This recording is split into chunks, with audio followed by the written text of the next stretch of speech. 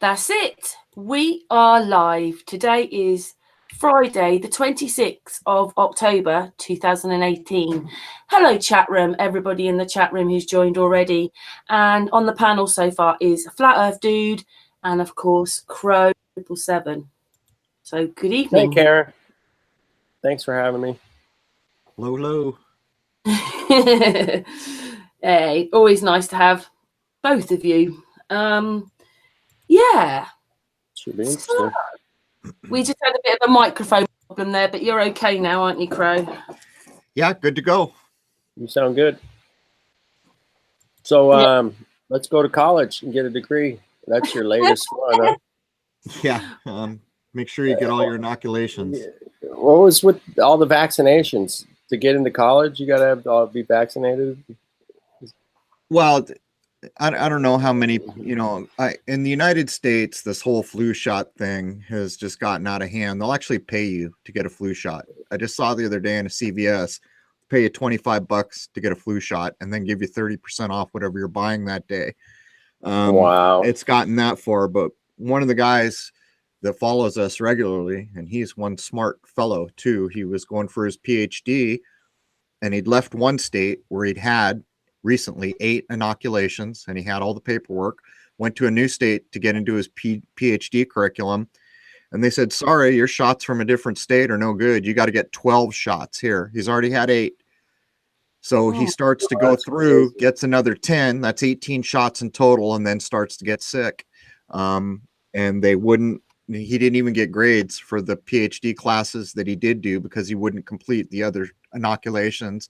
And he sent me pictures of what's happened to his skin and other things. It's basically criminal. And I would just ask, what right under heaven or hell does any university have to tell you you've got to take inoculations? But that's firsthand. That was documented firsthand. Well, I never really thought about it before, but it's that same thing because that's where it got us, isn't it? Over years of programming and not thinking. But when they're actually giving those people the jab, then they're giving everybody else who hasn't got the jab flu.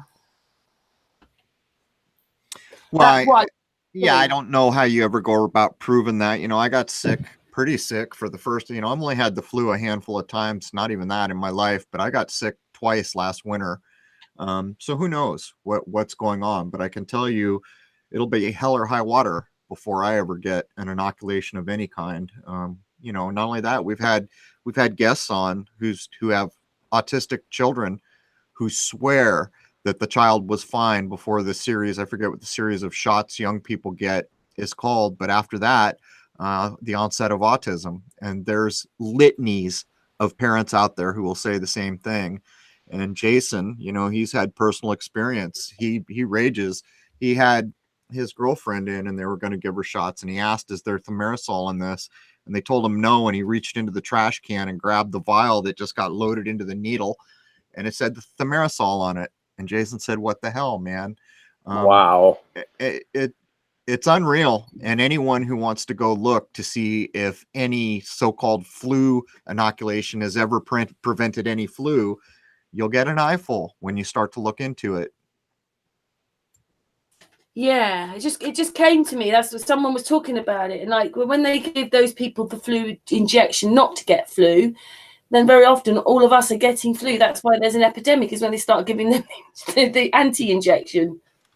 Well, it could be. It's hard to prove that, but it makes sense. I mean, they're up to all kinds of crazy stuff, so it potentially could be. Patricia's joined us. Hi, Patricia. Hey, Patricia. Let me guess, her mic's not working. Hi, everyone. Hello, my darling. Are you okay? Yeah, I'm fine, thanks. You all right? Yeah, we're good. We're just starting with Crow. So, Crow, you said you got sick a couple times last year, just like a head cold kind of thing, or no? Like, I guess it's hard to even get a good description of what the difference between the flu and the cold is. For my part, if you can walk around and do stuff, it's probably just a cold. And when you can't get up anymore, that's probably a flu. And I got that twice. Right. Yeah, I got that twice, which is very unusual. It was only a month apart. And that was last, I don't know, February-ish, sometime. It was cold. I remember it was very cold. So I think it was like February. So you just stayed in bed. It wasn't like the first time it knocked me down flat for a number of days. Wow. If my wife wouldn't have been here, I probably would have starved to death because I couldn't even get out of bed. Sometimes I'm not sure if they're viruses as well. You know, when you actually, it really hurts to move, and I'm not sure if they're like you've got a virus. We may do a show on viruses. We may challenge whether or not viruses exist. That may be a future show, but that's about all I can say on it right now. So going to college, how much is the national college debt? Did you guys get a number on that? It was one of the things that we were aware of. I don't think I know we didn't include it in the show, so it's not in the front of my mind, but basically, just a 4-year degree these days is leaving people 20, 30, 40,000 in the hole. And the guest that we had on, who was also for PR Newswire, the insider from PR Newswire that we did, he'll tell you that the system, once it's clear that you're a candidate for higher education or, graduate degrees, they try to just keep sucking you back in. And so the debt compounds from there. And not only that, he was telling stories about stipends where he thought he had a free ride and stipends and all these things, but it didn't cover the tuition hikes. And right now the big game is every time you come back for a new semester, there's a new tuition hike. That was going on in San Diego in the UC system. The students were always in the news complaining about a 15% hike here, 10% there. And meanwhile, the UC University of California system was building all these multi-million-dollar labs nonstop, always something very expensive being built while all the tuition goes up. It's basically just a, it's a new form of banking, I guess. You want to be educated, you better have a bag of gold. I heard it's in the trillions and trillions of dollars. The debt, cumulative debt. Yeah, it's not surprising because the UC system alone is one of the largest money markets, mutual funds in the world for retirement accounts. That's just university employees. So we know damn well that students probably outnumber employees, 20 to 1, I'm just guessing, but many, many times more students. And so if all the employees can have one of the biggest mutual funds for retirement, you can start to deduce what kind of debt the students are accruing, because very few of those families are going to pay cash when, a single semester can be thousands and thousands and thousands of dollars. Someone posted on my site after that went live that one of their children was in some school and there was a book they had to get. They had 2 children in school. Maybe young adults is a better word. They had 2 young adults in school. One of them had to pay $800 for a book. And so they thought, well, we'll save some money here, and let the other one needed the same book, but the password was protected. It would only let one IP address in. So they had to pay $800 twice for the same book. That's criminal. I work at a small college, right? And I didn't know all the ins and outs of it. I thought it was part of the main college, which is up the road, where everybody goes. But this is a private one. But what they were telling me was that a lot of people now are starting to go for apprenticeships, which is part college, part working, to get around because they can't afford going to university. Well, I mean, we're coming to a tipping point. This is one of the ultimate have and have not situations where right now most of the middle class can't even afford to think about doing that kind of debt when they're already dealing with a car and a house probably. So it's just the wealthiest among us, but it's worse than that. I mean, there's tons of universities you can attend in the United States that are not going to get you much of a job with a 4-year degree. University of Arizona, people used to always make fun of that, call it a party school. Plenty of them are thought of as just sports schools. So unless you can afford to go to an Ivy League school, unless you show up at Cambridge or Harvard or, Brown here in Rhode Island, one of these schools, you're not guaranteed anything special. If you can pony up for an Ivy League school, yeah, probably you're guaranteed to get your ticket punched and get, a well above average job. But that plays into it too. There's going to come a point when most of us commoners, if we want a university, we're going to do it online. And I think we can all deduce what kind of value that kind of university has. I'm not sticking up because I hate up this once you start waking up and realize the system you're in. But the only thing I did think was there's such an out of kilter with apprenticeships, plumbers, electricians and all that I thought actually that was the only good thing about it, was that maybe some people now will be going for things like that, and we will get more electricians and plumbers because we're lacking so much. Everybody's gone computers, hasn't they, over the last 10, 15 years? There's not a lot of plumbers and new people coming through. So I thought that was maybe a good thing, the only good thing about it. Well, apprenticeship's not a bad thing. There used to be a thing called unions in the United States. I think at the height of the power of the United States, like 37% unionized. I think we're below 6 now. I think the ones that are holding on are like teachers unions, fire and police, although most fire unions have been broken. I think they're afraid to do anything to the police yet, but apprenticeship's not a bad thing. That's people who've learned a lifelong craft and they hand it on. And typically those jobs are paying better than most jobs around. Like plumbers here in the United States tend to make a decent living for middle class, electricians too. But the unions are almost gone in this country. They've been all but decimated.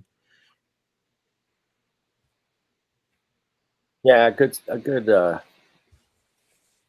skilled labor like a plumber or electrician, you can do well. Yeah. It's a lot cheap. Well, it's a far cry from when I was young. When I was young, there were things called professional students, which were people who just continually went to school to learn this, that, or the other thing. Those days are gone. Myself, I have a chef's degree that I never used. I think it cost me about $5,000 or something like that. That was in the early 90s. By the time you get to the later 90s, and I got my internet technology degree, you go into debt for that, and now you're talking 20, 30 grand. And that was then. That same degree now, which is probably called something different, I know it's called something different, is many times as expensive as it was in, 97, 98. Wow, imagine that if you could become a chef then. I probably could have. At the time, I'd gotten out of the Marine Corps, and I was believe it or not, I was working at a bouncer, and of all things, I was working at a bouncer by myself in a place that served what was called a yard-long beer, so a 3-foot tall beer. And I decided pretty quickly that I didn't need that aggravation in my life. But yeah. I was just thinking, if you'd done that, though, there would never have been a lunar wave, and we wouldn't be here with you now. If you'd got you never know. My nephew right now is learning to be a chef. He's 16. Finally got his first job. He couldn't get a job forever. He's a great cook because he's 16. They want you to be 18, But a friend of ours has a restaurant, and he hired him, and it's great to see him going after something like that, man. It's a lot of work to. Working in a kitchen is some of the toughest work. If I had to guess, I'd say the toughest job of all is a pastry chef. Those dudes show up so damn early in the morning, and when you're making things like that, if you mess it up, there's no fixing it. You got to start over. So yeah, it's a tough job. You've been very busy posting as usual. Where I got to yesterday, you were on number 131. Right. But Flat Earth Dude says there's a bit more that obviously if you're not actually signed up to your channel, you don't see yet. Well, actually, it's gotten to the point now where almost anything that matters gets pushed into hour 2. This is part of the reason my site's been going down. I used to have a media server, but when all the media servers started notifying us all that if a single user from the European Union showed up on my site, I was subject to their censorship laws, I told them to go F off, and I put all my media on my old server. And this is part of the problem. Trying to serve your own content is not easy by design, but almost everything that matters is being pushed into hour 2 now. So on the speech vibrates 130, give us a little rundown on that one. I'm interested. I did not listen to it yet. Yeah, I sort of included a bit of that in actually the little trailer putting out for the hangout today. You talked, but I didn't put in what you actually said. and everybody up, and then you said thank you very much. It's late in the game for people to they need to start catching up and getting a better view of this place and understanding a little better where it is we exist. So like that episode that you're referencing, Speech Vibrates, was an effort to take one of the foundational principles that is true about our world and tie it back into other episodes, like the one we did on color. Even the one we did on Baron Monsanto was tied in with that episode. This next one we're going to do, and actually, I guess I won't mention it by name because it's almost certainly one for censorship, but it is going to take a huge jump at showing the methods that are used to obscure the human mind, to alchemically transmute human minds into fantasy. We're going to show the tools that are implemented to do this and endeavor to outline in some meaningful way a method that people can begin to understand.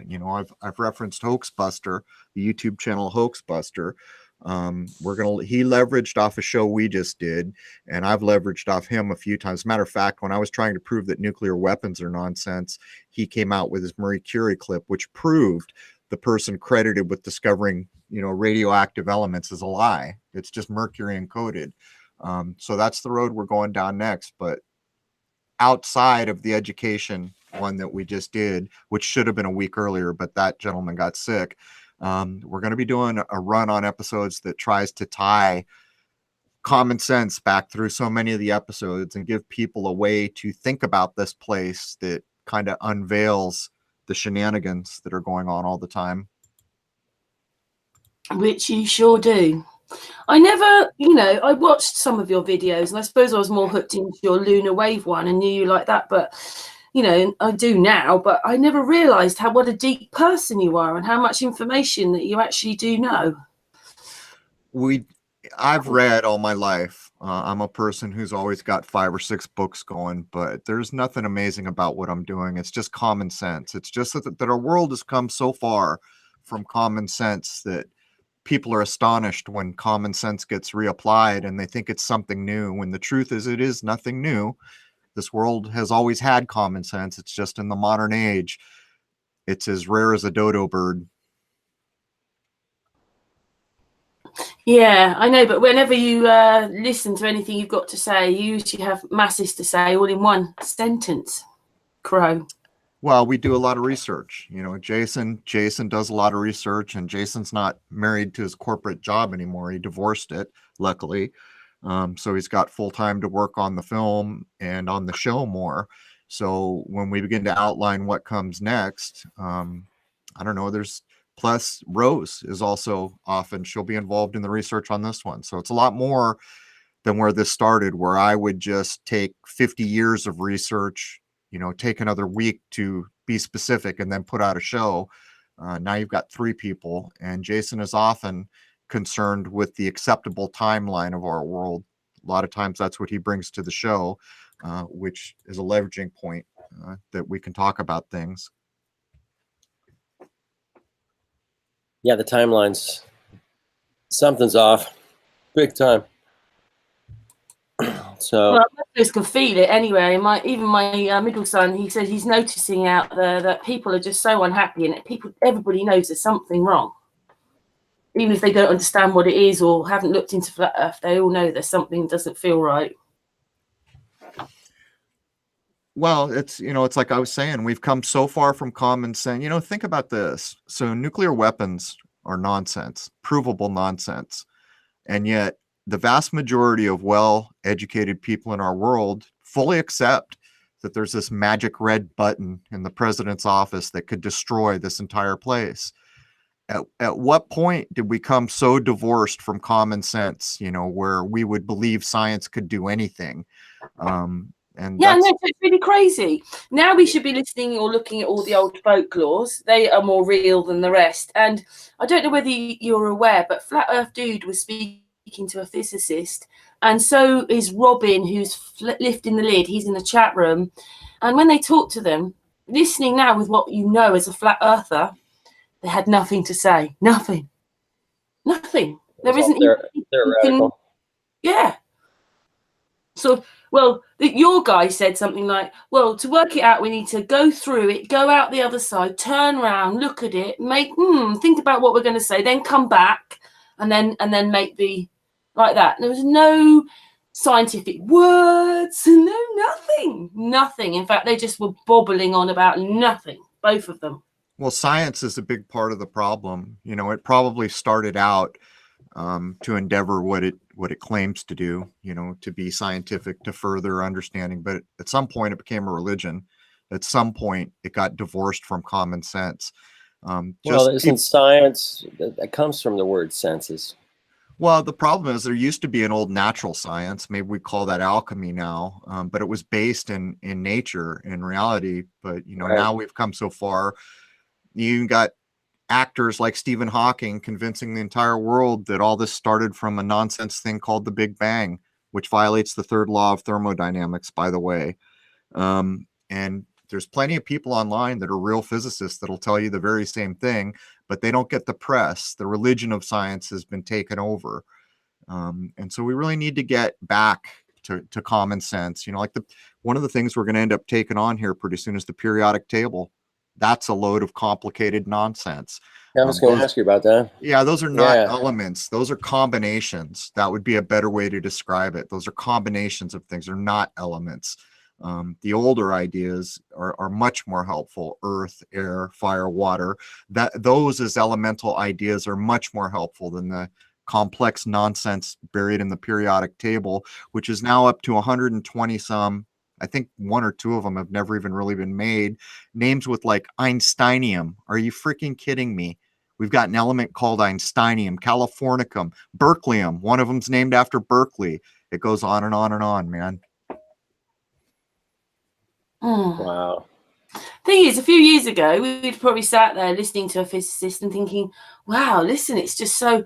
And now you listen to it, it's just a load of rubbish. And in fact, if you think I want to believe that, how they explain it, what they think, it's just like, it's ridiculous. It's absolutely ridiculous. Well, a big part of the problem, too, is like with the periodic table, it may be incorrect, but it does allow you to make things.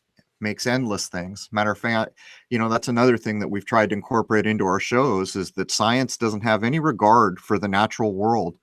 Science regularly damages people and the natural world. Think of pharmaceuticals. You know, is that really healthcare? Is that healing anyone? Think about the amount of damage that chemicals called drugs from pharmaceutical companies have done to people. This type of use of science has zero regard for the natural world, and that's a big part of the problem. You know, if people got back to common sense and protected the world, that kind of stuff like that would not go on. As you get older, right, and you sort of like with my job, I go around and I can see that the more elderly people they put them in packs. They're like sweeties, you know, all their little pills are colours. And I look at them and I just think, taking that amount of pills, it surely can't be good for you. Each pill will say the good things and the bad things that might happen to you. And then you're taking, say, 10, 15 pills a day. There's got to be side effects from these pills. Well, that's another. This proves the divorcing of common sense. If anyone truly stopped and looked at all those pills and said, are any of these pills designed to heal me? They could answer pretty quickly, no. They're just aimed at you know, symptoms, basically. And half of them cause more symptoms, as you pointed out. That's not a healthcare system designed to cure anything. To this day, you can go to China and that old proverb, you know, if diet is not among your doctor's prescription, then you haven't really seen a doctor. And in this country, doctors have no training, next to no training in nutrition and the idea that we are what we eat. Instead, they're basically hired contractors for pushing pills of one kind or another, most of which have no effort to cure you. They're just dealing with symptoms. Yeah, not just that. When I was I told you before, I had that gallstone problem. It was about 3 years ago. But every night they came around and we did a supper and they put a cake on there, and the cake was like 2 or 3 years, like life on it. So how could that be good for you? You're in hospital. That's not food, right? I mean, anyone can logically work out that's not food. Yeah. Yeah, but we don't think like that, do we? You do now. You do if you wake up, but very often people don't think like that. I couldn't believe it. Like, it said like 2 or 3 years ahead, and I was like, what? I'm not eating that. You know, it's gotten to the point where when I'm in a supermarket, there's almost nothing I'll pick up. And I got so tired of reading labels that I just glanced at the ingredients now. And if it has more than about 4 or 5 ingredients, I don't even bother. You know, you get tired of looking for, you know, we did a show not too long ago. They were talking about the drugs that are put in food all the time that allow things to cross the blood-brain barrier. I forget the name of it, something 80. Can't think of it at the moment. But all the sugars that are bad, that are almost certainly genetically modified, whatever the hell that means. Corn being one of the major modified crops in this country. Most sugar comes from sugar beets and corn where I live. So almost anything that has corn, anything in it is modified in some unhelpful way. But it's gotten to the point where just walking into a supermarket, there are very few things you should probably be grabbing off the shelf. Natural food's better. Oh, sorry. I do know what you mean, because I put a video out myself, the plastic cheese. And then there's videos that went around Facebook about plastic rice. And then I saw an article, someone did a video on the fact that there's plastic inside you. Oh, not good, is it? Well, that's again, this comes back to common sense. You know, are you going to believe your television that this handy dandy in a box thing is the best thing you could ever do? Or are you going to use your brain and look at what's in it? Read the directions, you know what, or the ingredients. And if the ingredients goes past 50 things in it, you've probably got a good hint that most of that's not food.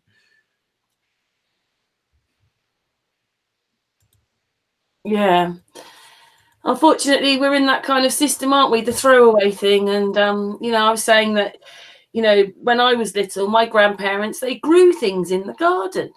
Right. Don't even grow our own vegetables anymore. That's a good thing to get back to.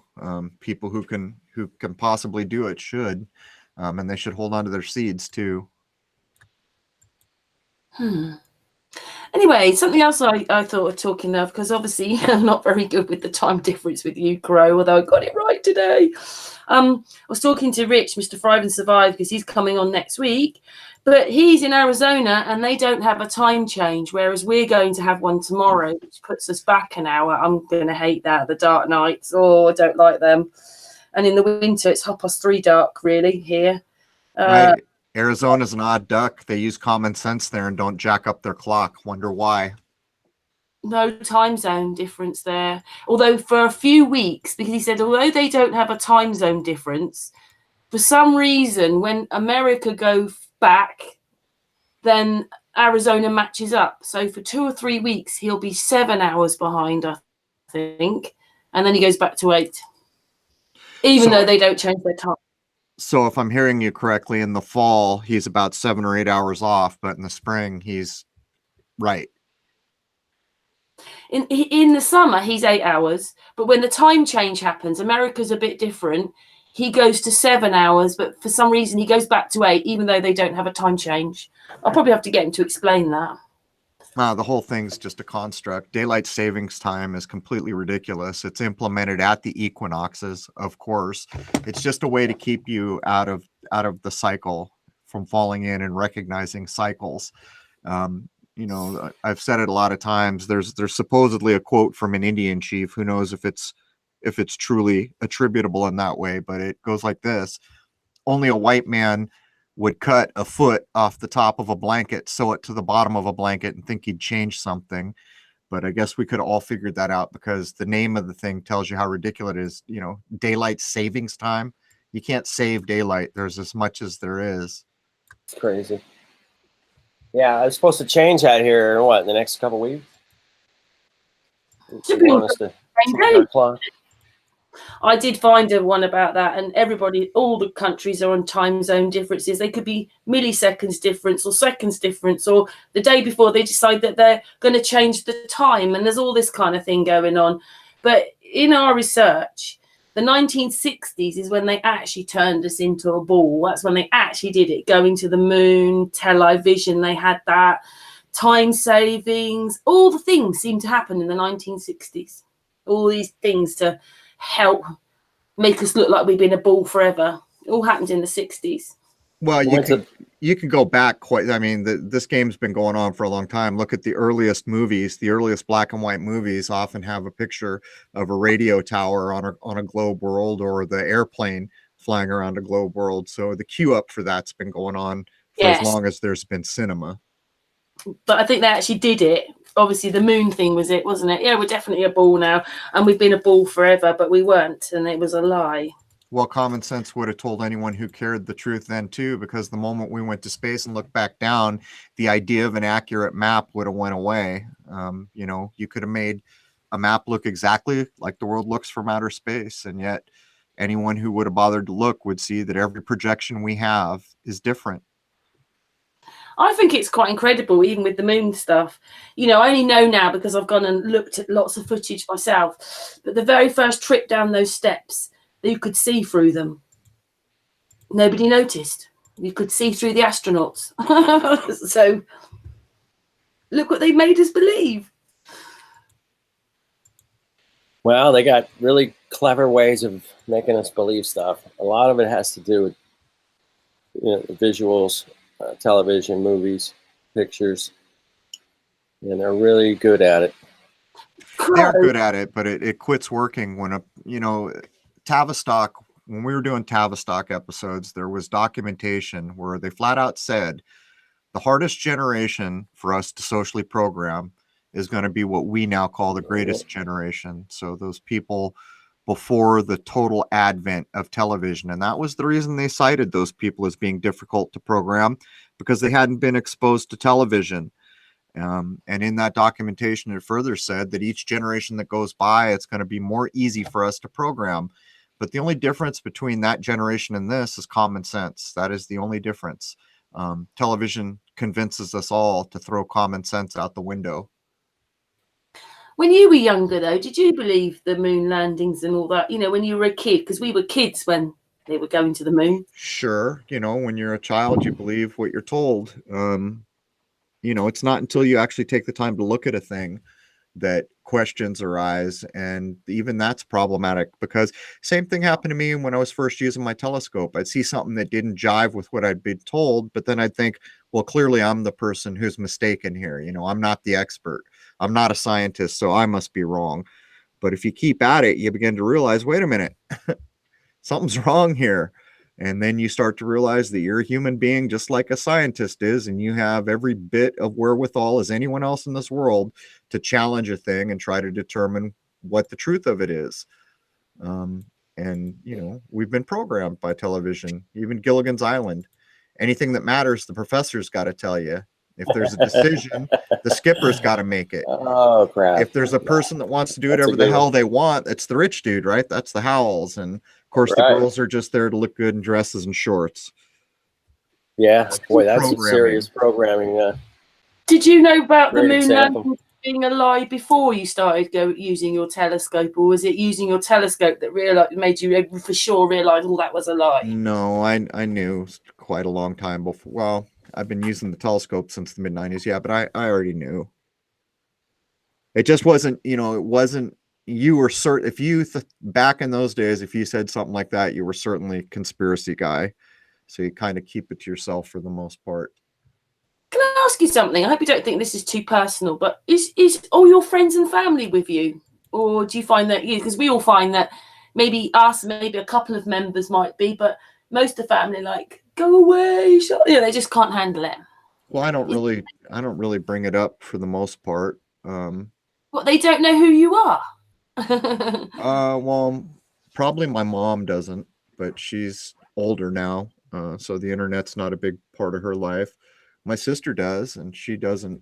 She makes fun, but it's gotten to a point where I can hear, you know, under the edge of her voice that she knows I'm right, even though she's making fun of me.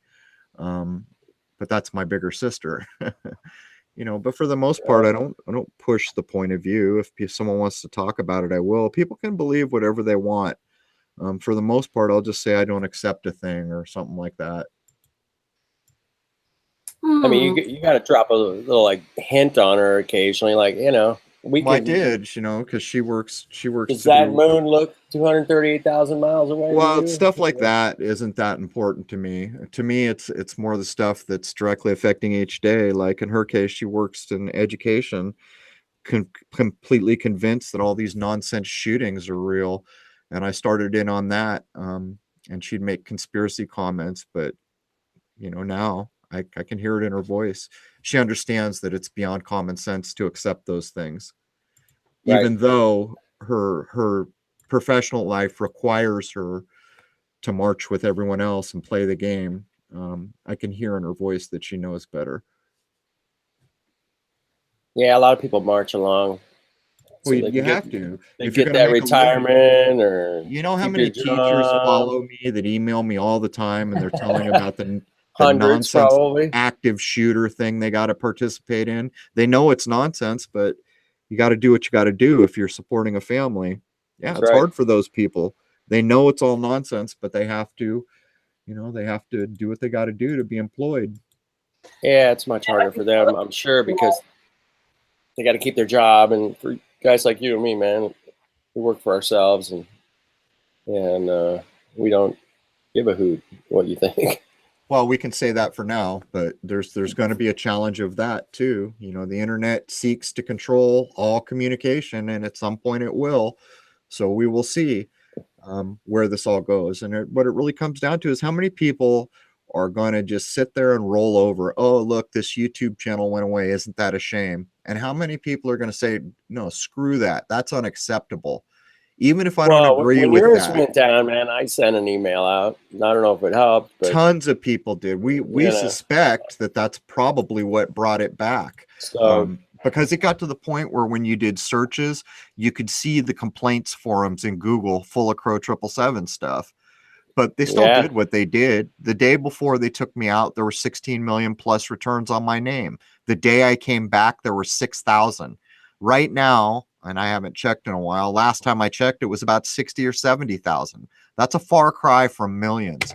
If you go to Germany and search the lunar wave, you still get over 1 million. If you put Crrow777 with lunar wave, it drops down to about 20,000. So you can see what's going on here. You have 87,000 returns. Yeah. Which, just before we take on that, you're not that keen on YouTube, are you? No. None of us really are. I mean, we would like to have the freedom to do what we want to do and spread information the way we'd like to have it spread. Truthfully, honestly, scientifically. I'll give everyone a hint, man. A lot of it's about tone. So many of the places that get taken out have a forceful or a negative tone. But not only that, if you go into their forums, you'll see these people engaging in fights and arguments and dropping F-bombs. You can't find that of me anywhere. And I've been on the internet since it was brand new. There is no record of me conducting myself in that way. And I think if more people adopted these ideas, it would make censorship a lot more difficult. You know, I regularly say things like, don't harm anyone, but speak freely. If you don't harm anyone, that's the line in the sand. It gets a little more difficult to censorship people who are conducting themselves above board. And it's a lot easier to censor someone who cusses at everyone who comes in or fights with them, who goes on the air on their show and has a forceful or a negative tone. Those are the people who I think are so easily taken out. Very quickly, I don't mean to sort of put this person in the limelight. Raja has just sort of been put in the chat room. What, you don't believe we went to the moon, but I saw it on the television? Well, actually, you didn't. What you saw was a camera filming something off a television, which was then broadcast to your television. So in other words, they put a camera up to a black and white tube TV and filmed the supposed event. That's what you saw on your television. So what you actually saw was a camera filming something that was supposed to have been on television. That's how they filmed the honeymooners. They had a television. They didn't have a way to record it, apparently. But yeah, to the moon, Alice, right? To the moon. Direct connection. Yeah, more programming. So there you go. It's a luminary, isn't it? What was that, Karen? I just said it's a luminary. You can't land on it. Yeah, well, not from my point of view. I don't think so. It's looking quite. I can see it out my window today. It came up. It's sort of the weather's getting colder here, but the moon is going north at the moment. When as it's coming up, as I can see it, doesn't come up, does it? As I see it, but it looks quite low in the sky right now. Here too, it was almost due east the other day, and it did just travel northward to get to the due east. And we are too getting colder here, which is my least favorite part about this place is the winter. But I am the same. I'm not looking forward to winter at all. It doesn't have to be really, really hot. I just don't like the dark nights more than anything. So what time does it get dark for you then in the winter? Because it starts in the winter, by about December, it's going to be 3:30. oh wow, I don't think it's that early for us. I would estimate closer to 5 o'clock-ish. 4:30. I'm pretty far north in Rhode Island, so right now it's 4:16 and it's looking kind of dimming down out there, but we've had cloud cover. I guess we got a nor'easter coming in Saturday, so we'll see what that's all about. The remainder of this or that. I'll say that's when it's getting dark, is 3:30, when it starts to get dark in the winter, the worst of it. Well, I guess I could see that 3:30. So you're saying it's dark about 4? Yeah, Yeah, but we don't very often just suddenly go, because I know some places in Australia and even in America, it's light dark almost immediately. Here, it can take 45 minutes to an hour, depending on what the skies are like. If it's really cloudy and grey, then it's going to get dark quicker. But it can take that long. Other places, it's quite quick, night, day. Well, the queen's there. She probably did a dictate to the sun that it has to go down slower or something. Mushroom God said, moonlight. The clue is in the name, moonlight. So that's maybe what the moon is. It's just the light. Interesting. Well, every old text you can get your hands on says the very same thing, calls it a luminary. Can I ask you something else as well? I was looking at, we have somebody that's got now got a P1000, Robert Forsch. He comes on our channel anyway and talks quite a lot, and I do use quite a lot of his videos when I make little videos. But he was zooming in on the sun, and he kept doing it, and I thought it's just distorting around the edge. And as I slowed it all down, I thought, oh my goodness, it looks like it's the moon. What's your thoughts on that? I put a video out about it, just the edge. If you didn't know what I was talking, if you didn't know it was the sun, and I said, "What's this?" people would probably say it's the moon. There's a reflection or another body that's been filmed a lot of times. During that whole full eclipse in 2017 that I filmed, the people who were good at filming, who didn't overexpose, couldn't see it. But the people who were new to filming the sun, they overexposed the sun, and it showed this other body that looked like either the eclipsing sun or like a phasing moon, but much smaller. And just about 2 weeks ago, someone, I think was in Arizona, sent me footage where they caught that same little eclipsing body below the sun when the sun had already come up. And I think this is a big part of chemtrailing at sunrise and sunset. So many people you talk to will say they haven't seen sunrise and set in years because there's always chemtrails on the horizon. I think there's something to it. I couldn't tell you what. I would need to have time. Unfortunately, where I am here, I don't have a good shot at horizons, but anyone who wants to film, that's the time to do it. It's set and rise. And I think if I was doing it, I would try to film normally and then overexpose the sun so it's way too bright, and then look around all around the sun and see what you can pick up. There seems to be another body, or maybe the reflection of the sun itself. Who knows? Something is there. I did that with my mobile phone. An iPhone either takes pictures perfectly or not. And 9 times out of 10, it's not at night time. But I picked up this moon, and when you just change the colouring on this thing, it just looks like a chocolate chip cookie. On the moon, that is. But on the sun, I couldn't believe that the edge of it, you could see it looked like the moon. I was thinking, what's going on? There's all these little things coming in and out of the sun as well, all these little things flicking around. And it's like, what? We've got no idea really what this whole thing is. Well, the problem with filming things like that is you need to get experience, because you have to start to be able to determine when a bird goes through or a bug or other things. And you got to realize too, with this, everyone loves the P900 and 1000. A friend of mine just got a 1000. Basically, it's given you enough optical zoom to maybe replace a small telescope, because you could full frame the moon, but it's only 16 megapixels.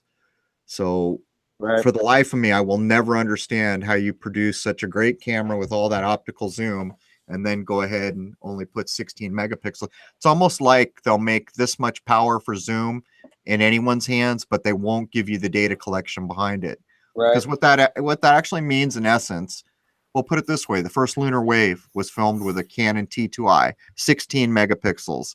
And you can see the quality difference in that footage from things I did later. But the real thing is everything I filmed in 16 megapixels. You can't zoom in very far on it in the editor to show what it is. And that's what's going on with the P900 and 1000. And it's a real shame. I mean, what if a P1000 had 36 megapixels? That would be a freaking camera. Yeah, that would be amazing.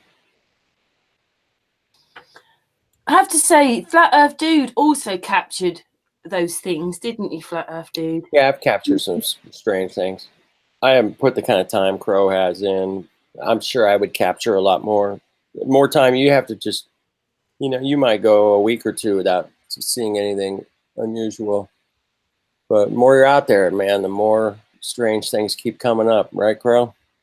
Anyone who takes the time to go out and film in the day or the night, it will be a very short period of time before you begin to film strange things. Yep. From my point of view, they are all in our atmosphere, and they are all human technology made by men and women.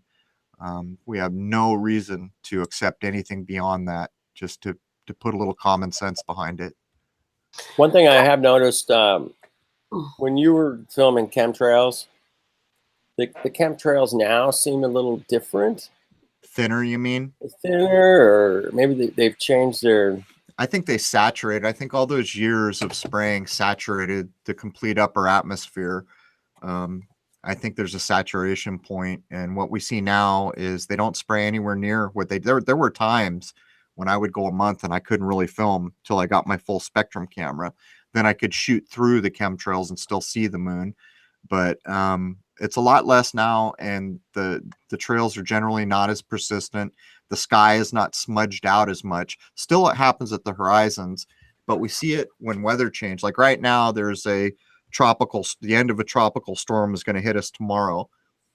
They're calling it a nor'easter, and we saw the spray go on here and there, but nothing like it was. I mean, if I had to guess, and this is a flat out guess, that maybe the upper atmosphere is so saturated they don't have to spray at the same level anymore. You used to get a lot of close-ups of the actual planes laying out the clouds and all kinds of orbs and weird stuff flying around. And did you get like trails without planes on them? There was nothing there except the trail. Right. Yeah, we've seen that. I think that a lot of people wanted to say they were holograms. What I think I was looking at is it almost seems like there's an adaptive paint job, because there will be times when it just looks like a trail's coming out of nothing. And then other times the sun will glint off it and it'll give it this really weird glow that goes on. But I think the closest I came to even addressing whether or not that's crazy, seems like maybe they have like an adaptive paint job, or just the color of them is so close to the sky. Hard to know. Yeah, hard to prove. It's funny shapes as well sometimes with these things. People have sent me photographs and you just think, it's just not, it doesn't look like an aeroplane to me. Yeah, but that comes down to megapixels again. I mean, what kind of camera are they shooting with? If they're using a P900 or P1, that's 16 megapixels. You can't even zoom in on that. It's optical tools. The quality of optical tools makes all the difference in the world. You get high-end tools, you get megapixels. Now you can do something in the editing room. Otherwise, what you're basically doing is taking a low quality image that you start with and then trying to blow it up. You'd be surprised even from 16 to 18 megapixels. I mean, even a jump to 18 megapixels is a huge improvement. I've done the test myself where it's like, whoa, you can really zoom in. Here's the one that kills me all the time. All these people, oh, look, I proved there's structures on the moon. let me tell you something. I've had some big freaking honking telescopes with some high-end cameras. There are no damn structures detectable on the moon. And here's the problem. When I first started this, they told me, or the common wisdom was that no telescope on the world sitting here could resolve more than 1.5 miles at the moon, which we're told is like 340,000 miles, over 250,000 miles, right? That was it. At one point, Huffington Post had the nuggets to post an article with my footage stating with a FBI expert and the head of MUFON that Crrow doesn't know what he's doing and doesn't know what his camera, doesn't know about his camera and his tools. This thing he shot is clearly a satellite in half geosynchronous orbit. So I said, to hell with this. You guys want to play the science game? I'll play the science game. I went and I got an optical expert that had worked in scope shops for years. And we broke down with my exact camera systems, with my exact telescope, how many feet would be in a pixel at the distance of the moon. Right. The first thing I learned was that I have cameras that can resolve at that under those circumstances. If we were to accept the moon is that far, which it isn't, but it could resolve well under 1 mile. And that was just with my piddly no budget systems. But my point here is all these guys get a Canon T2i or a P900. You want to know what 1 pixel would be at those distances? It would like the building would have to be, or let me rephrase that. 1 pixel would be picking up like 5 miles. So to get any detail on a building and 1 pixel is representing 5 miles, your building would have to be 100 miles long to get any, so this is what goes on. And people pass this stuff off all the time because nobody understands. The truth is I've had some big scopes and some high-end cameras. There's no damn structures on the moon. There just isn't. Not that you can see. So let me ask you, if you think you had a 200-inch telescope, if there was a moon landing site, don't you think you'd be able to resolve it? Well, of course you could. Well, you see, here's the problem again. Yeah, when you start to get up to big, massive tools like that, hell yes. But again, it requires the camera to be collecting a lot of data. But my point here is this. We're told that there's like 7 miles of buggy tracks. That's right. 7 miles. So hell yeah, with a scope that size. But here's the real tell.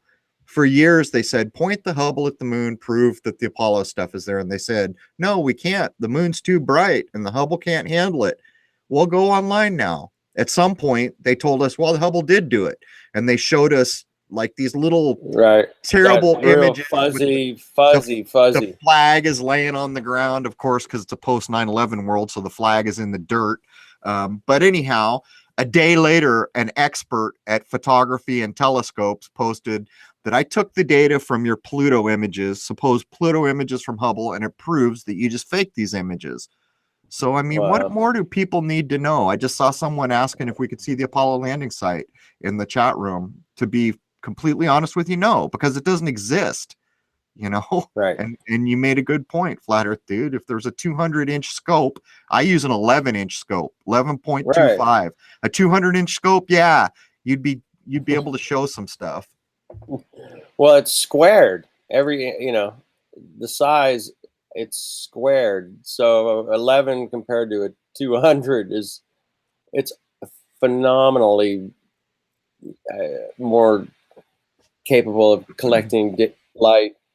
It's unbelievable how much. Well, here's the thing. Right now, I was just looking with my friend. Right now, Canon has a 50 megapixel camera out. I was going to get that.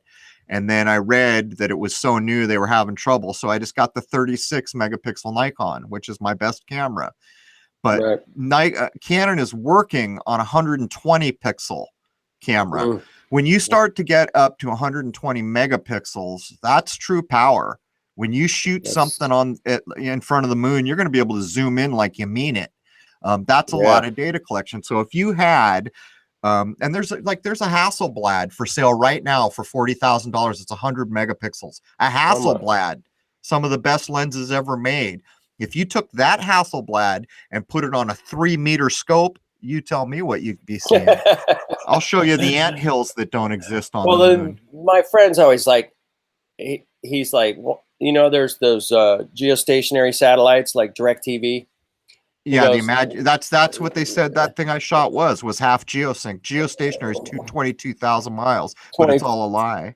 Right. You should be able to, with a 200-inch scope, easily just point it at that satellite and let's take a look at it. Here's the real tell, man, and this is what kills me because people don't pay attention. 4 or 5 years ago, when I was doing research for clips around satellites, they were claiming, if you did a Google, that there were 20,000 satellites and so many, and who knows how many broken ones. Right now, in the last month, it has gone from 2,500 satellites down to about 1,000 or 1,500. They are drastically reducing that number because they can't cover the lie anymore. And by the time Canon comes out with a 100 megapixel camera, let me tell you something, people won't be falling for it. If they're not bright enough to ask why no astronaut ever poked his iPhone out the window to show us thousands of satellites in space, well, I got news for you. They're not there. And in my meager career over the last 5 years, it's gone from 20,000 down to recently 2,500 satellites in space, down to, in the last month or two, 1,000 to 1,500. They're playing Animal Farm. Yeah, The internet is the equivalent to the barn wall in Animal Farm. No one's saying anything, are they? You think there's somebody be saying something here? How come all the satellites have disappeared? No one's going to say anything, are they? Please, because nobody can leave our atmosphere. You know, this is where we live. Everything that was ever here is what we have to work with. It will never be subtracted from or added to. There are no bombs that can destroy this place. There never have been. There never will be. The things that fall from the sky are not coming from space. This goes on. And anyone who took the time to look at the oldest writings we have about the sky, like Manilius, even more modern, Marcus Aurelius or Omar Khayyam, or any of these guys, are all telling you the same truth. You know, Omar Khayyam, this inverted bowl we call the sky, crawling under which we live, cooped, we live and die. They were telling you the truth back in the day. And it's like you said, you know, in the 60s, they got mass media and started pushing some pretty big lies. Well, this is no different than the satellite lie. You can just see they're walking that one back as quick as they can. Yeah, I had something to say, but it's gone out of my, I looked at the chat room and now it's gone out of my brain now. I'll see if I can remember it. Yeah, wasn't it 15,000 satellites at one point? Well, it must have been, because we were at 20. I have a clip somewhere that states how many I did in the research 4 or 5 years ago. Now we're thousands. Now we're down to 1,000. We'd have all said, "Oh, they've told us there's thousands and thousands of satellites up there." People made videos. That's not even really the main problem. Depending where you are in the world will determine the search you get on how many satellites. It's like that too. Well, but how come no one, you know, I have a rule, I have a law that I made, and I'll invite anyone, poke a hole in my law if you can. And if you can, then it needs not to be a law, but no one's poked a hole in it yet. Just like Isaac Asimov made laws of robotics. Here's Crow's law. If anything in the modern age can be filmed in high definition, it will be filmed in high definition. How come we have never seen a single video or still shot of anything in space ever? Rockets, satellites, nothing. Anything. The supposed picture of Earth debunked so many times, and we know the name of the artist on the last one. His name, Simmons. Yes, it's Simmons. One of the things you did some calculations on was if there was 15 or 20,000 satellites, the amount of transits you would get in a 3-hour period would be in a 3-hour. Right. There was a mathematician who did it. Right? Yeah, he used math to demonstrate that, and this was back when they were claiming there were a lot more satellites than they're claiming now. But he said in any 3-hour period you would get numerous transits across the face of the moon if in fact there were anything called satellites in space. But not only that, the what they tell you about satellites changes. Like when I was back in the 90s, you were told all satellites went in one direction, whether it was east to west, or I forget what it was. And you were told this because it cost too much money to launch them in a different direction. You know, later on, as we approach the 2000s, satellites went in any direction. That didn't matter anymore. And then later on, you started being told, well, now they're only the size of a 1x1 cube. They just keep moving the goalpost. They look ridiculous as well when you actually look at them now. I don't know what I ever thought when I saw one. Wow, that's a satellite. Even those look stupid. Don't they? They don't look tech. You know, I look at that when they show you the ISS space station. It doesn't look high tech to me. It's just a bunch of wires. You know, can you imagine, like, just think about this. This is what common sense has done to people, the loss of common sense. What if I told you, okay, you got to stay in your bedroom for a year. You're going to say, by the way, we're going to seal all the doors. We're going to give you a bathroom, which is basically a vacuum that's going to suck your excrements out of you and store it. And you're not going to be able to take a shower, but we'll provide water for you. But your windows, your door, the little crack under your door, all that's going to be sealed. You can come out in a year. Can you imagine the state of that room and the smell of that person a year later? But yeah, people just can't put it together. A weekend on a sailboat, and the whole place stinks, man. And I got open air coming in.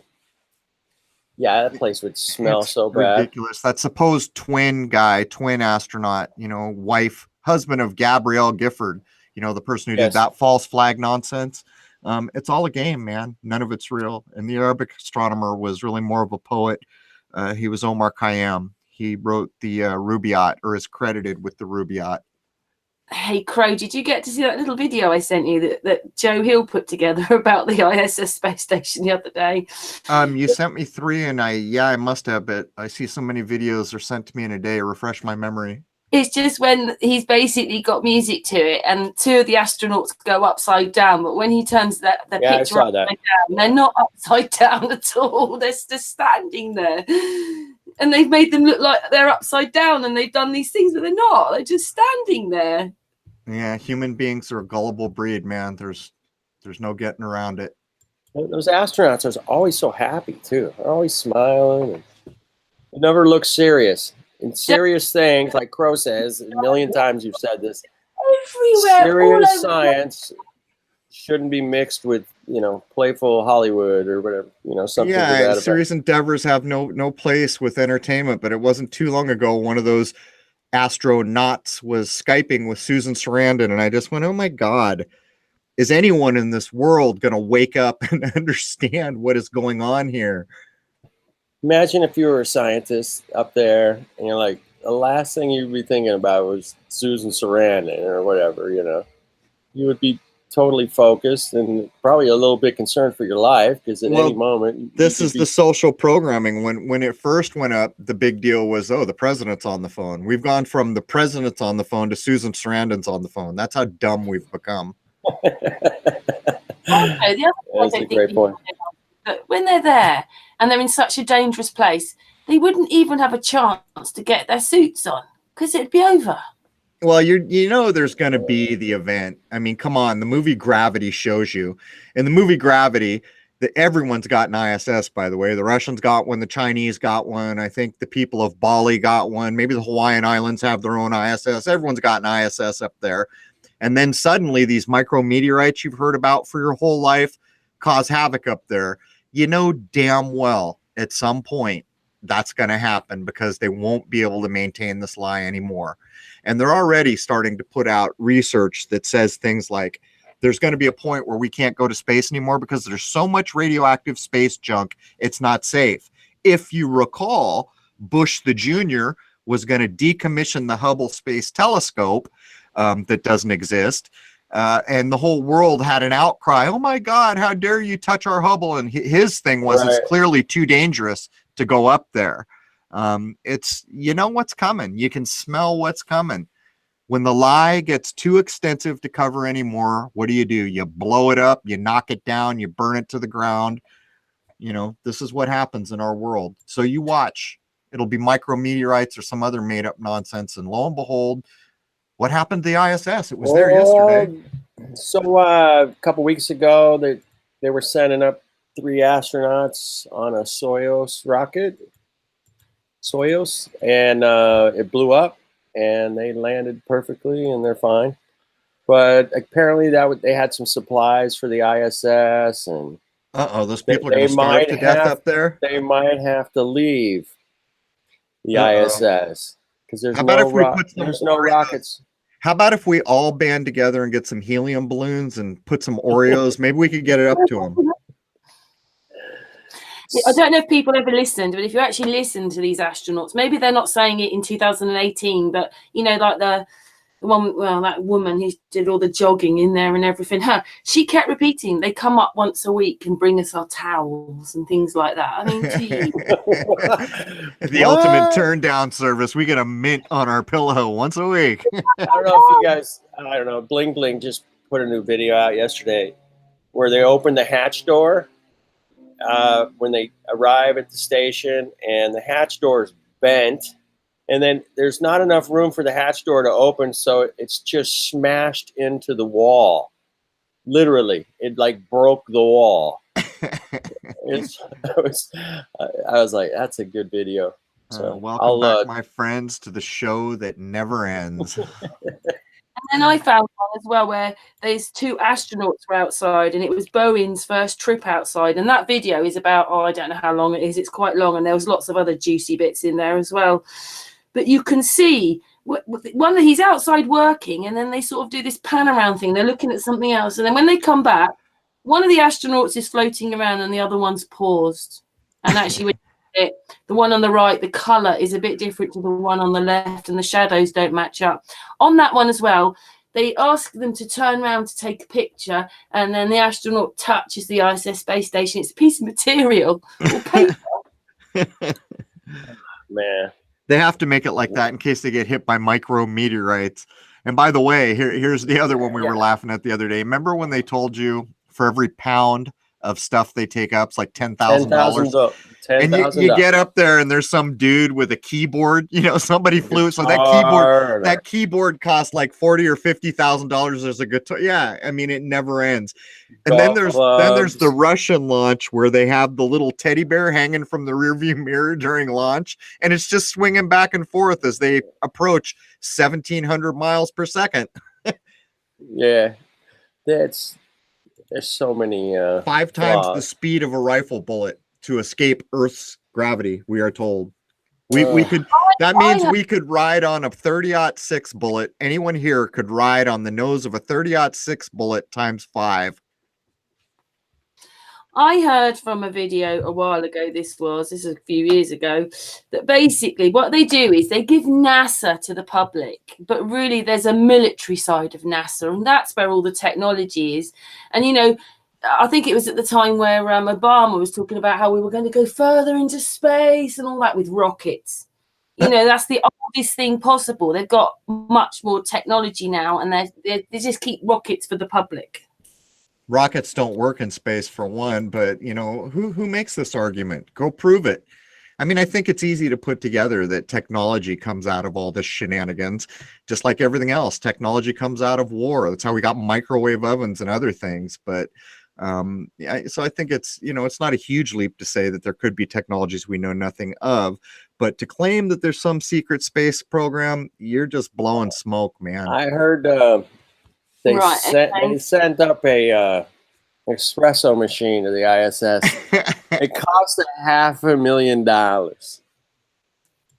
Why the hell not? Machine. You know, it's on the Russians at this point, right? For some reason, the United States. Yeah, the United States can't even launch its own vehicles anymore. And we're up to $500 billion for the cost of this thing already.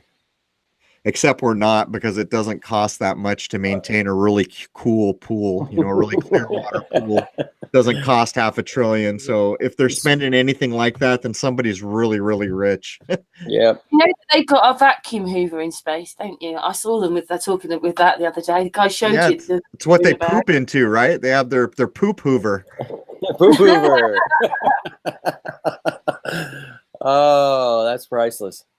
Yeah. God forbid anyone ever gets sick up there. I don't know how you clean that mess up. How do they earth this thing with all those wires? I mean, there isn't just one wire on the inside and one wire. There are millions on the outside and millions on the inside. It's crazy. I wouldn't want to be in it, I'm telling you. Yeah. Well, I hate to do this, but my site's been down for a couple days. I just got it back up. I gotta deal with things here in my world that I've constructed for myself, which never ends anymore. But thank you guys so much for having me on. Truly appreciate it. I love to stop in when I can. Can I just ask you one more question? I think I might have asked you before, and I know you've got. You can ask me 10 questions. Go ahead. Oh, just I myself, I don't know if you know who Enslaved by No Media is. He was talking about how closer, further away, and when you get closer, it starts looking further away. But it happened to me. I went to Silbury Hill, and then we were standing at the car park. It wasn't maybe a quarter of a mile, but some distance, right?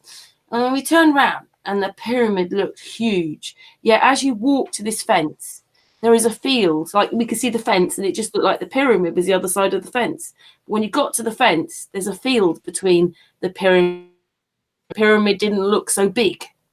How does that happen then when you're further well, you're starting to recognize the illusion. Here's a thing anyone could do. Like on the East Coast here, we have bulkheads, so there's like 4 or 5 steps going down to a basement.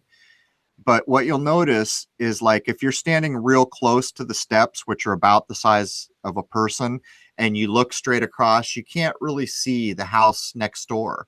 But if you back up about 5 or 6 or 7 feet from the bottom step, all of a sudden you can see what's beyond the steps. If you logically work out what I've just described there, you'll start to see it's an illusion. It's all an illusion. And I am aware many people have been talking about his distance work and other things. I have so little time. I've never really had time to take it apart or think about it too much, because we're doing 2 shows a week now, and Jason's doing the film. It's just a lot to do all the time now. Yeah, especially when you're so popular.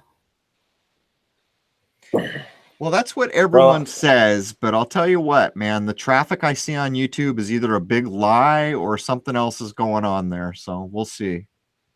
Well, many people the comments I see is Crow, Crow, great, Crow, Crow, Crow, Crow. That's what I see. Yeah, I'm gonna hire you guys. Will you guys mourn at my funeral? I'm gonna pitch you out here a little bit. If you haven't signed up for Crrow's Crrow777radio.com. It's $5 a month still, right? It is. That's how we run a free speech zone. So you could pay $5 and listen to 130 shows, 2 hours each. And you can listen to all of them in the first month and then not pay them another $5 ever again. No, I'm just that's fair. I mean, that falls within the rules, doesn't it? Yeah, you know what's interesting about that is if you go back to like episode 2 or 3 or 10, they're pretty much still as relevant as they were when we put them together back then. So there's all that. But anyhow, any more questions, or am I on my way? Yeah, I'm good. That was great. Thank you so much. Information on your pod, on YouTube as well. You the first part of that broke up. Say it one more time, please. I was just saying that you also putting a lot of information out on YouTube as well. We put up 4 hours a week or a month on YouTube, and it's probably going to be spring again before I can get the scope out, because there's no way I'm ever doing that in the winter. I'm recovered now, so I should be able to lift and carry my scope. You got to realize my wife weighs like $110, so it took me a while to get back. I didn't want to go to the VA and get cut on, but anyhow, all that's solved. So for now, it'll be 4 hours, minimally 4 hours a month of free content on YouTube, and hopefully by this spring, more scope footage will come. Cool, man. Looking forward to that. Always a pleasure speaking with you, Crrow777. All right, I'm going to make like a Canadian and get oot. You do? All right, eh? Have a good night, guys. Bye-bye. All right. Good night. Well, that was fun. It's always fun with Crrow. He does so much great research, and I can't sell him enough as far as just listening to his show. Even if you just listen to the first hour free on YouTube. That's great. You can listen to the first hour free on his website. But that extra hour is where they really get into the meat, man. That's like unedited. That's where the really good stuff comes out, because they can't shut him down for whatever he says in that second hour. And that's what makes the second hour worth the $5. So go ahead and, get a couple of months' worth, listen to a lot of those shows. You'll never retain all the information they put out. It's just endless. And whether you're into vaccines or space or the law or sovereignty or whatever, man, he's got it all covered there. So definitely sub to and Crrow. you understand him a bit better as well, don't you? Because you're someone with a telescope, so you understand some of these things he's saying, even if we don't. I get the telescope thing. That was how I first found him. He was doing it was the lunar wave, really. I'm pretty sure it came up across one of my searches, and I'm like, wow, this is really interesting. But it goes way beyond the lunar wave. I mean, that's kind of what made him famous. But after that, it was just the amount of research and stuff he goes into. Is him and Jason are amazing. So anyway. Hey, Ditcher's in the chat room. It was a good interview, Ditcher. He sent me a link of him being interviewed the other day on a channel, and it was really good. Nice. Yeah.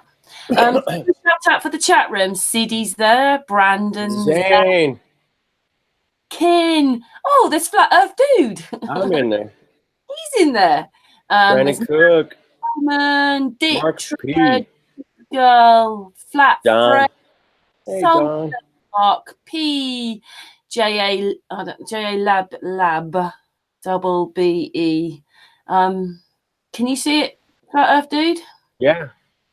Yes, I can. Nimble Horse, how you doing? Marve. Yeah, Marve. Well, I tell you what, we're here now. Anybody who wants a shout out, put their name right now in the chat room. Yeah, we'll shout you out. No doubt. We'll shout you out. John Watson, how you doing, man? Bendy Water. Hey, Bendy Water is in the chat. Do you like their name? I thought that'd be right. I love that name. Yeah. Bendy Water. Hey, what was the other one we were doing the other day? The advert. Oh, you were playing the advert. Water don't bend in. Well, I got. The water don't bend like it ought. That was it. Waking Possum. Andre Browning. Shout out to you. If people in the this is probably the late 90s. When it was a Heineken advert. So basically they're trying to get her to say something in a slang accent, London accent. She can't do it because she's very like that. And then she drinks the Heineken and then she can say the words. Right. It was just funny. But I can't play it because it'll be great. Get a strike or something. Yeah. Flat Fred's there. Kennel. Yeah, big telescopes are heavy, man. They're so heavy. I know a lot of people got injured just trying to move them around. Astro King. Hey, hello there. Chris Lamb. Astro King. Astro King's coming on a hangout on Monday night with us. I've put the trailer out for him. All right, I'll block him. Hold on. He's not going to block you, Astro King. Talk about which we will talk about on Monday. I think he's going to blow our minds as well. So yeah, what's coming up? What do you got coming up next week? Right. Yes. Monday, as I've said, Astro King. Tuesday, Martin Kenny and Nicholas is coming on. Nicholas. Love Martin. And then Thursday, I think Lady Co-Pilot and Sarah are coming on. I'm wondering whether to do a little mini ladies night. What? Ladies. I asked Cammy. Have you talked to her? Cammy, yeah, she's working, but she's going to see if she. Lady Co-Pilot. I'm away for a couple of weeks. So I might just, her husband's working away. So I might just leave her for that one. But I will speak to her. Anyway, and also Fridays, Mr. Thrive and Survive. Oh, cool. Yeah, Hey, that's have you ever heard of Jungle Surfer? yeah, I think I have. Yeah. Try But getting there him on. are people like I'm watching videos all the time, and I just don't ever. I'm not so good at the names, but I think I remember that one. You know, he's been around as long as Crow has. Crow's interviewed him once, but he's got great insight on all kinds of things. I don't know, something to think about. Yeah. Anyway, wherever it is nice that Crow comes on our channel. He doesn't go That's on pretty that great. channels, and he actually told us he didn't particularly like YouTube very much. He doesn't really do it on here anymore. So that he comes on our podcast is just excellent, isn't it? Yeah, it's great. He's getting out, you know, exposing himself to new people all the time. You got to do that if you're trying to.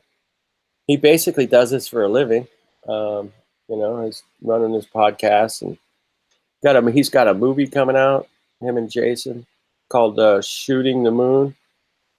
It's a great title. Yeah, I also put Lifting the Lid, Robin's documentary on Sun and Moon. So everybody maybe want to look at that.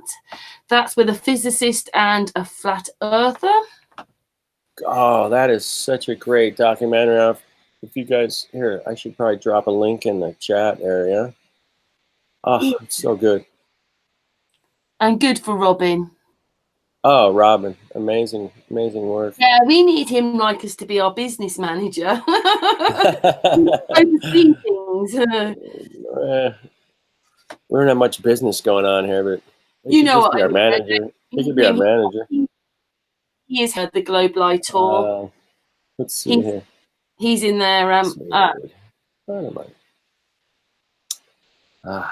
Someone else in the chat room, only right, the way they've spelt it. So shout out to you, Brandon. Shout out to you. I got it. Good. Patricia, are you there? Patricia.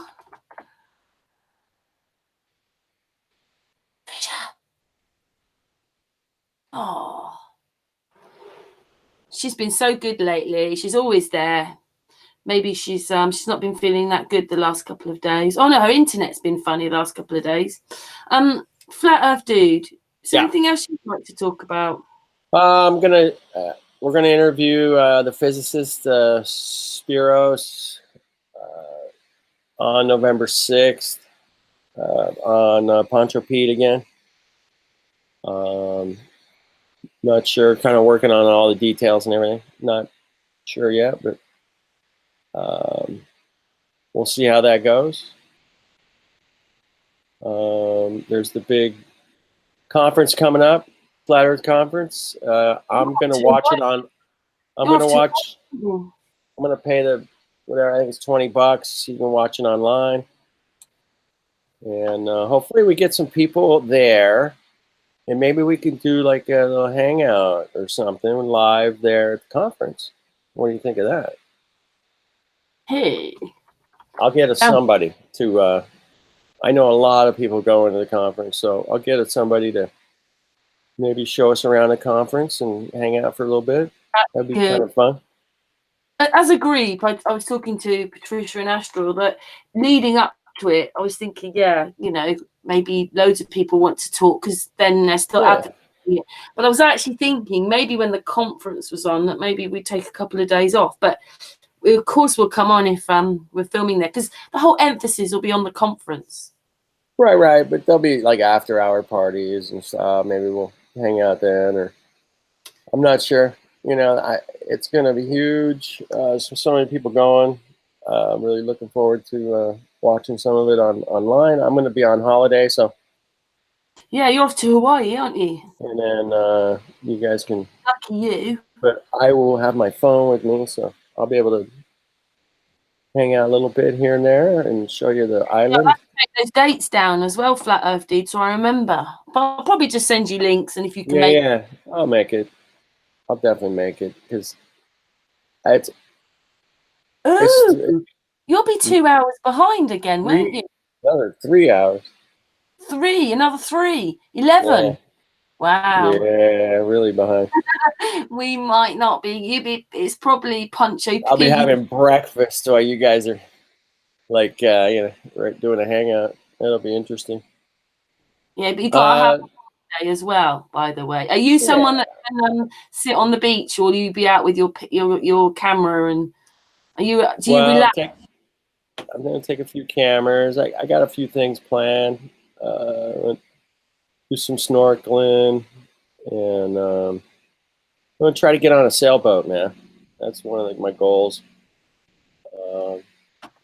Other than that, man, just hanging at the beach in the water. I'm gonna be in the water a lot.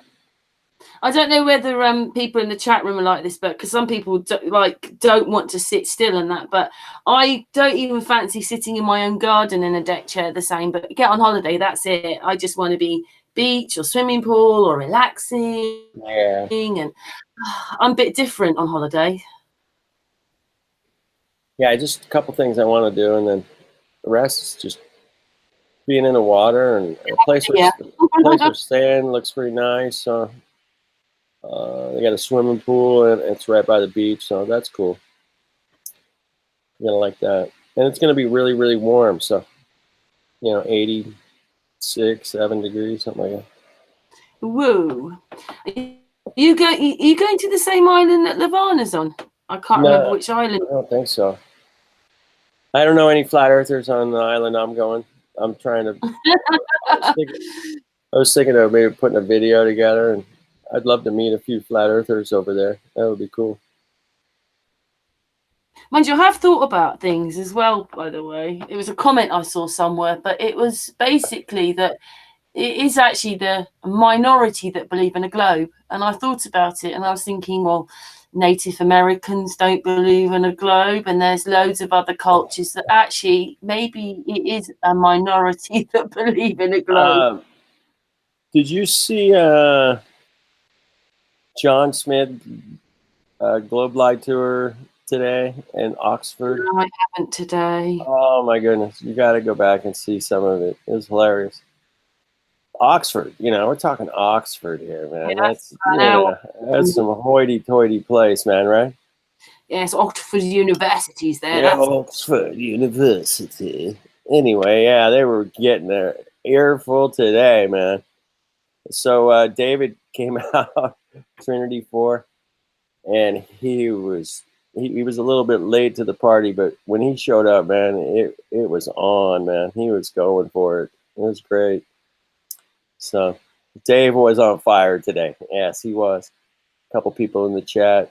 Dawn saw it.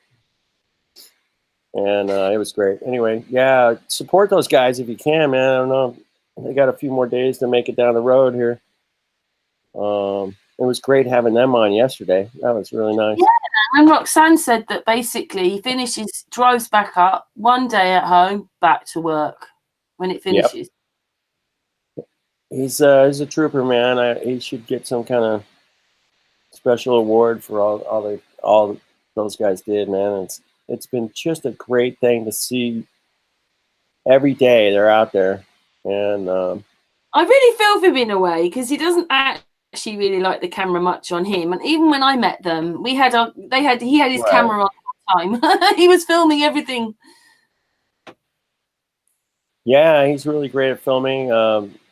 Does a great job interviewing people. He keeps it very simple, right to the facts. People might not realise, even when they finished the hangout last night, they were actually waiting to drive down to Oxford. Yeah, they had like a 4-hour drive after they hung up. I'm like, Anyway, they made it there, and boy, they got an earful today. Woo! Huge crowds, people listening, hanging out, people getting up in their face, yelling at them. I'm like, oh my goodness, it was crazy. Anyway, I suppose Oxford's probably one of the most sort of doctrinated of them all, then, isn't it? Really, with what it stands for. And Dave's got a little bit of a chip on his shoulder right now because of what happened with his garden, and so he's really fired up. Anyway, it's good stuff.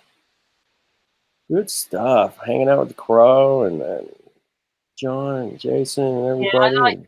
He's really nice. He's no messing. He's never going to mess you about. He's a nice guy. Yeah, it was really good. So hopefully you got some rest coming up this weekend, yeah? Yeah, I'm still hopefully going to meet Marilyn tomorrow, although her and Cosmic Cat weren't feeling very well today, so I'm not sure if that's going to happen.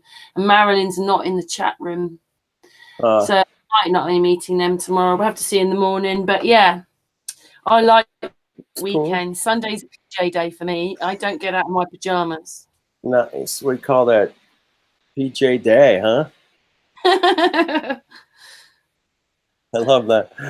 No, it's good. It's good to take a day off. I always am very fond of a day off, at least one a week where you just do nothing. Don't want to. I don't want to go outside, sort of thing. Can I just say, Super Leads is in the chat room. Blood is thicker than water. Didn't say a shout out to them earlier on. Joe Mama. Joe Mama's gonna go. Joe Mama's gonna go see concert this weekend. Bruno Mars. He's gonna go see Bruno Mars. Ooh. Hey, Zane says in the chat room that he was Trinity 4's first sub. Wow. In the chat room is Who Cares? So shout out for Who Cares. I care. I care. Anyway, shall we? We've been going for. Yeah, we're good. We can cut it. Daniel Blackman's just come in the chat room, so shout out to him. Oh, Daniel's going to be at Speaker's Corner on Sunday. Nice. Hey, and for anybody coming in, Crrow777 has gone now, but he usually gives you about an hour and a half. That's what he does. Yeah, that's about right. He's very consistent. He gives everybody about an hour and a half. He goes on one or two shows a week usually. It's great, man. Thanks, Crrow. Yeah, thanks, Crrow. Anyway, and thank you everybody in the chat room. Thank you, Patricia. Thank you, Flat Earth Dude. And we're back on Monday with Astro King. Have a good weekend, everybody.